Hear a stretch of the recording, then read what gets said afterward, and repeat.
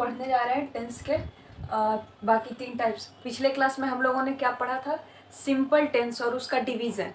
ठीक है, जो सिंपल टेंस होता है उसका सिंपल पास्ट, सिंपल प्रेजेंट और सिंपल फ्यूचर में हमने देखा था। तो आज जो हम देखेंगे वो है कंटिन्यूअस। ठीक है, सिंपल, कंटिन्यूअस, परफेक्ट और परफेक्ट कंटिन्यूअस। तो आज हमारा दूसरा पार्ट है कंटिन्यूअस। तो हम आज देखेंगे past continuous, present continuous and future continuous. तो दोस्तों हम सिंपली कहते हैं कंटिन्यूअस टेंस क्या होता है, जिससे बोध हो हमें कि वो काम अभी अभी चल रहा है। ठीक है, जो मोशन में है, जो काम मोशन में है अभी के टाइम में, उसको हम लोग कहते हैं कंटिन्यूअस टेंस। कंटिन्यूअस मतलब क्या होता है, चल रहा होना। ठीक है, कंटिन्यू। तो जो कंटिन्यू होता है वही होता है हमारा कंटिन्यूअस टेंस। तो आज हम कंटिन्यूअस टेंस को देखेंगे पास्ट कंटिन्यूअस, प्रेजेंट कंटिन्यूअस और फ्यूचर कंटिन्यूअस में। ठीक है, तो हम एक ही सेंटेंस से फिर कंप्लीट करेंगे ताकि हमें प्रॉब्लम ना क्रिएट हो। एक सेंटेंस को चेंज कर करके हम तीनों में तोड़ तोड़ के देखेंगे ताकि हमको फॉर्म चेंज करने में ज़्यादा परेशानी ना हो और हमें बेहतर समझ आए। ठीक है, तो मान लीजिए एक सिंपल सेंटेंस है, यू आर प्लेइंग। ठीक है, यू आर प्लेइंग, ये हमारा प्रेजेंट कंटिन्यूअस का है। ठीक है, यू आर प्लेइंग का पास्ट कंटिन्यूअस क्या हो जाएगा हमारा, इसका पास्ट कंटिन्यूअस हो जाएगा यू वेयर प्लेइंग। ठीक है, प्रेजेंट में यू आर प्लेइंग, पास्ट में यू वेयर प्लेइंग और फ्यूचर में you will be playing.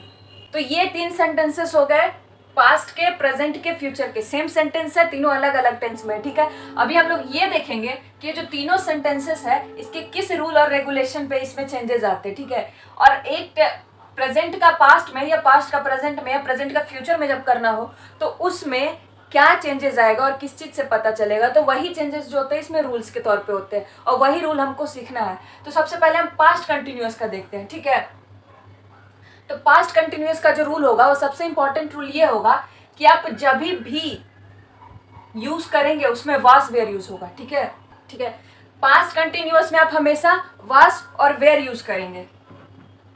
Present continuous में आप हमेशा इज, एम और आर यूज करेंगे। ठीक है, और फ्यूचर कंटिन्यूअस में इसमें हमेशा विल बी और शैल बी यूज करेंगे। ये सबसे पहला रूल है जो कि सबसे नेसेसरी है, क्योंकि अगर आप वास वेयर के जगह पे इज, एम, आर कर देंगे तो वो प्रेजेंट हो जाएगा और अगर उसमें आप विल भी नहीं लगाएंगे तो फिर फ्यूचर नहीं होगा। तो इस तरह से जो वर्ब्स होते हैं, ऑक्सिलरी वर्ब, हेल्पिंग वर्ब का जो काम करते हैं, सबसे पहले वो रूल्स याद रखना होता है कि यहाँ पे पास्ट में कौन सा यूज करना है, प्रेजेंट में कौन सा यूज करना है और फ्यूचर में कौन सा यूज करना है। ठीक है, तो ये पहला रूल हो गया। अब दूसरा रूल, दूसरा रूल सब लगभग सबके लिए सेम है। वो क्या है कि हमेशा वर्ब का आईएनजी फॉर्म लगेगा। ये रूल्स तीनों के सेम है। ठीक है, कोई भी सेंटेंस होगा तो वर्ब का आईएनजी लगेगा। आप देख सकते हैं यहाँ प्लेइंग में भी आईएनजी, यहाँ भी आईएनजी और यहाँ भी आईएनजी। चेंजेस कहाँ पे आ रहा है आपका, वेयर, आर और विल बी। सिर्फ हेल्पिंग वर्ब की मदद से टेंस सारा चेंज हो जा रहा है इसका। ठीक है, तो ये हो गया 2 रूल्स। अब जो बाकी के रूल्स होंगे वो हमारा निगेटिव और इंट्रोगेटिव क्वेश्चन के लिए होगा। ठीक है, तो निगेटिव क्वेश्चन के लिए सबसे पहले जो रूल अप्लाई करेंगे वो ये देखेंगे कि जब हम पास्ट टेंस का कोई सब्जेक्ट बनाएंगे, सेंटेंस बनाएंगे, पास्ट कंटिन्यूअस टेंस का सेंटेंस बनाएंगे। ठीक है, तो उसमें हम क्या करेंगे, जो नोट होगा हमारा, निगेटिव वर्ड होगा, नो नोट जो होगा वो हमेशा हम कहाँ यूज करेंगे, वास और बेयर के बाद।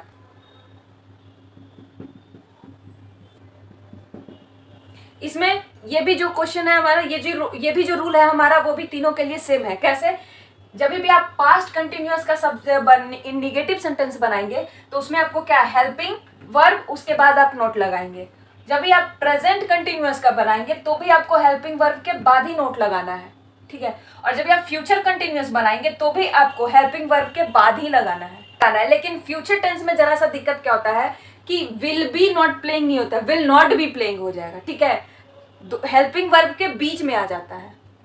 फ्यूचर टेंस में यही चेंज मिलता है हमको कि will plus not plus B हो जाता है। ठीक है, या फिर अगर सिंगुलर रहेगा तो shall plus not plus be. तो ये डिफरेंस है फ्यूचर कंटिन्यूअस के रूल में। बाकी इसमें सेम होगा। यू वेयर, यहाँ पे आप नोट लगा दें, you were not playing, you are not playing, you will not be playing. ठीक है, यही डिफरेंस होता है बस उसमें तीसरे रूल में। ठीक है। और चौथा जो हमारा रूल होगा वो इंट्रोगेटिव के लिए होता है। क्वेश्चन अराइज करेंगे हम किसी सेंटेंस का, तो वो क्वेश्चन अराइज करने के टाइम जो आपका हेल्पिंग वर्ब होगा वो सेंटेंस के सबसे स्टार्टिंग में आ जाता है, ठीक है। कोई भी सेंटेंस के सबसे स्टार्टिंग में आ जाएगा, वही फिर आपका क्वेश्चन अराइज करने लगेगा। For example you were playing, ठीक है। तो अगर आप वेयर को यहाँ और यू को यहाँ कर दे तो वेयर यू प्लेइंग, क्या तुम खेल रहे थे, ठीक है। तो पहला तो फोर्थ रूल हमारा क्या हो जाता है, हेल्पिंग वर्ब बिफोर सब्जेक्ट, ठीक है। ये आपका तीनों के लिए सेम होगा, ठीक है।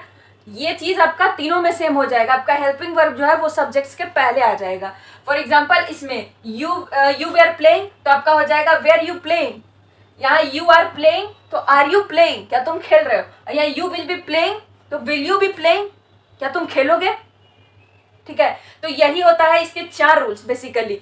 तो इसी के रूल के बेसिस पे हम इसके सारे टेंसेस और टेंस के सेंटेंसेस चेंज करते हैं। कैसे, सबसे पहला रूल हो जाएगा आपका हेल्पिंग वर्ब जो पास्ट में यूज होता है वो वाज वेयर, जो प्रेजेंट में होता है इज एम आर, और जो फ्यूचर में होता है वो विल बी शैल बी, ठीक है।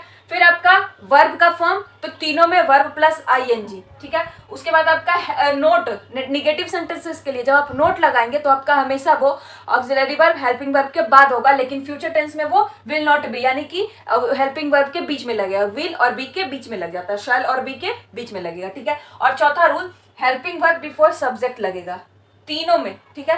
कोई भी सब्जेक्ट के पहले हेल्पिंग वर्ब लगा दीजिए, तो are you playing, will you be studying, क्या तुम पढ़ोगे, इस हिसाब से, ठीक है। तो ऐसे ही आपका रूल अप्लाई करके आप कंटिन्यूअस टेंस के सारे सेंटेंसेस बना सकते हैं, पास्ट कंटिन्यूअस, प्रेजेंट कंटिन्यूअस और फ्यूचर कंटिन्यूअस, ठीक है। यहाँ पे हमारा कंटिन्यूअस टेंस का चैप्टर समाप्त होता है। फिर अगले क्लास में हम लोग पढ़ेंगे परफेक्ट टेंस, ठीक है। पास्ट परफेक्ट, प्रेजेंट परफेक्ट और फ्यूचर परफेक्ट, वो थोड़ा हार्ड है तो उसको हम लोग अगले चैप्टर में पढ़ेंगे।